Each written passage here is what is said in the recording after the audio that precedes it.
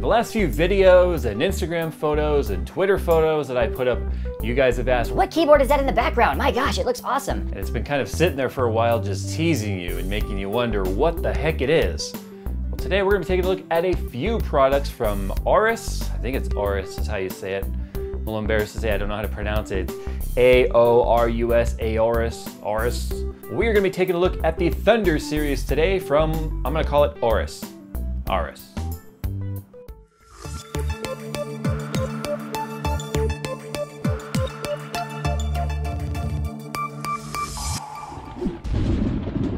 That is right, for the last 2 weeks or so, I have been trying out some products from AORUS. Now we are taking a look today at 3 actually. I've never done 3 products in one video, so I'm gonna try and keep it as straight and to the point and not too long, but not too short. I mean, that's the hard part about this whole gig. Anyway, we're gonna be taking a look at the Thunder K7 keyboard, the Thunder M7 MMO gaming mouse, and the Thunder P3 gaming pad.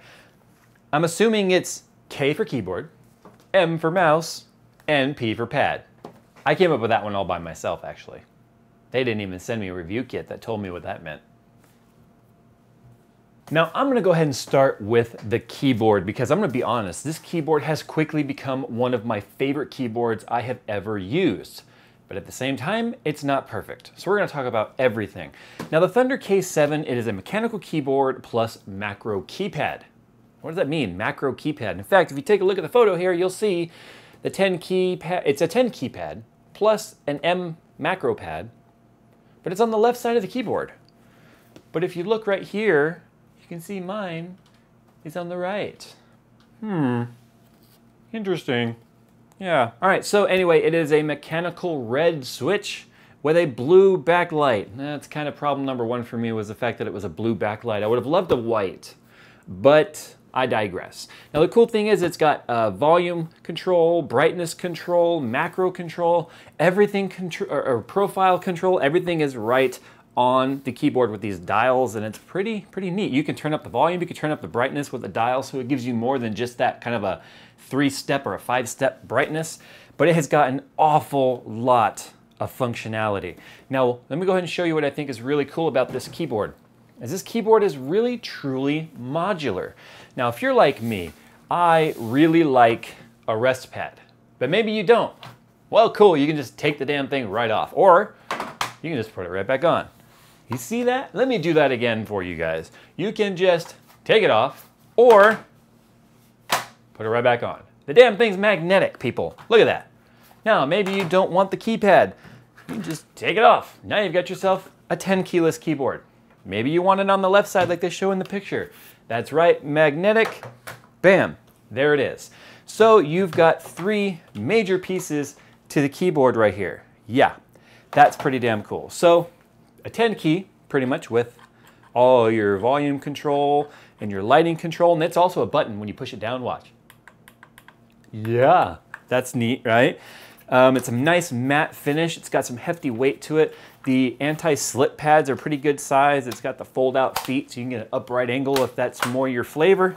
Or if you decide you want that keypad, boom, there it is. Now you're seeing kind of problem number 1, aren't you? It's only magnetic. Now where that becomes an issue is if you're like me and you're constantly sliding your keyboard around. Now, it's not coming off as I'm sliding it, as you can see, but let me tell you what's happening. It's got these tiny little spring-loaded contact pins in here on both sides of the keypad. And it's got the same flip-up foot, by the way, so it can match the height if you flip up your keyboard. These really easily lose contact if you were to, say, wiggle it like that. So when you do that, your Windows is gonna automatically detect that a device was disconnected, because this kind of carries its own little keypad driver. And anytime you move it around or go to pick it up, it tends to go dun-dunk, dun-dunk, dun-dunk, and then starts like recognizing it and installing the driver. That happens during a game. You get a momentary loss of control of your keyboard. That's the one problem I had, is I had wished that there could have been like maybe a latch that you could maybe kind of lock in on the bottom so that it doesn't come off and it can stay permanent, because I need my 10 keypad. I need that. But now here's the cool part, is it also comes with its own cable, so you could keep this thing entirely independent. So you could be like on what is that? High school game high school, whatever, video game high school. Yeah, that is VGHS, video game high school. Yeah, you could use this independently as its own like keypad if you wanted. I mean, it has its own cable and it's separate from the keyboard, so you could do that if you wanted. This is perfect for left-handed gamers. I have a friend who's a left-handed gamer, and he specifically bought one of those Logitech gaming pads. So this could double as that. You've got your right up here. When you push it down, it'll light up and change colors based on profiles. So you have different macros for different games and different profiles. You can set a color on that. That's an RGB. And so the keyboard is pretty awesome. And now putting it together, I think is really neat too, because you can just slide it over, and there it is. Well, Jay, but the wrist rest, if you move the thing off the right and you move it to the left, right, it's gonna look funky like that. Well, got you covered. All right, so that's enough about the keyboard. I've been using it for a while. I've managed to learn to move it around without it disconnecting on me, but there are times I move it in the middle of a game and it disconnects and I get very, very frustrated. But typing on it is absolutely fantastic. A lot of people don't like Cherry MX Reds. Cherry MX Reds are one of my absolute favorite Switch. Next to that would be Cherry MX Browns and Blues. So now we're gonna go ahead and take a look at the M7 MMO gaming mouse. Now, just like you would expect with other gaming mice, it has lots and lots of buttons. But what's cool is it's got this kind of acrylic window, both on the top and inside right there, so that you can see in there. It looks like a little engine. It looks like a little engine in there.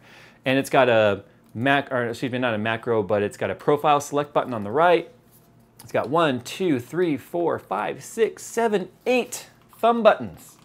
So it's perfect for MMOs. I find it very comfortable. It's more of a claw mouse though. I find it's not so much a palm mouse. It feels like more of a claw mouse.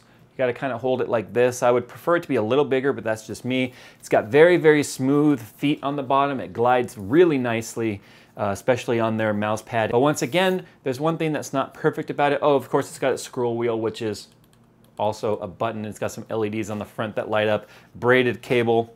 I'm a big fan of that. Now, there's something on here that I am not a fan of, and that's the location of the profile switch right here, is I tend to find that when I've got my ring finger over there, it tends to rest right near that. I don't know if you can see that. It tends to rest right near that button. And so what happens is I find myself accidentally changing profiles in the middle of a game, specifically Battlefield or other shooters, and all the profiles have their own DPI sensitivity. So my DPI sensitivity could be changing mid-game. So I would definitely maybe had suggested a different spot for that button. But either way. So it makes also finding out which profile you're on really, really easy, because the LEDs down inside of the little window here will change color based on the profile you have selected, as well as the LED on the scroll wheel will change colors depending on the profile you have selected. So the mouse is actually really comfortable. I really do like it. It's a little bit smaller than I'm used to, but hey, you know, we can't all have the size that we care about. And last but not least, we have the massively huge Thunder P3 gaming pad. Now this isn't designed to just be a mouse pad, it is just that. This sucker is and you see I tried to pick up the keyboard and it all fell apart on me. This thing is a gaming pad. It is designed to run the entire length of the surface where you're going to be doing your gaming. And as you can see, just like that, you can have pretty massive sized surface area for all of your stuff. It's pretty big. Now it's sort of like a neoprene material on the bottom. It is not gonna slide. And the only downside is because it's a fabric, it tends to pick up dust and dirt and things really easily. So it looks dirty kind of quickly, but you can pretty much wipe it clean with a damp cloth with absolutely no problem. But it's cool because it's not just a mouse pad, it's a gaming pad. So your keyboard and everything goes on here. Your entire gaming surface then becomes your mouse pad. And their mouse, in fact, any mouse actually rides really, really smooth on their gaming pad here. But I see I've got like lint and stuff already on this, and I find myself cleaning it quite a bit. So guys, this has been the Thunder series here from AORUS. And if I'm saying it wrong, please correct me down in the comments section. Let me know, Jay, you're an idiot. You're saying it wrong. It's AORUS or AORUS. It's pretty awesome, actually, is what it is. It's been a while since I've come across any gaming peripherals that really made me like, wow, this is pretty cool and fun to use. So this is the entire series here. Go and check them out. I will put links into the description if available. I'm not entirely sure where they're available yet, but I'll be putting those down there as they become available. Guys, JayzTwoCents, follow on Twitter, social media, and all that other fun stuff. We got a lot of cool stuff coming up on the channel here. I'm getting pretty backed up, and I have a lot of stuff to review also. Haha, I've been eating a lot of red meat lately. Okay, that was probably a little bit too much TMI. See you in the next one.